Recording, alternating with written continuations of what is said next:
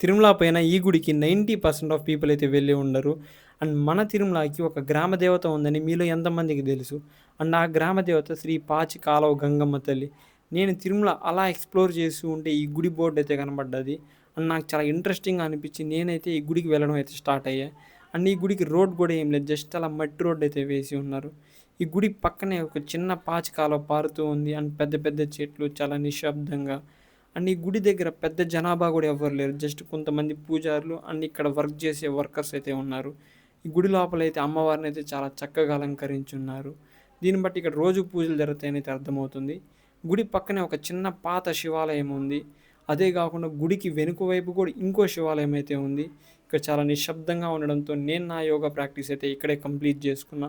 ఇంకా గుడికి బయటికి రాగానే గుర్రప్ప స్వామి ఆలయం అయితే బోర్డు వేసి 2 సమాధులైతే ఉన్నాయి. నాకు ఈ 2 సమాధులు ఇంకా క్వెషన్ మార్క్‌గానే ఉన్నాయి.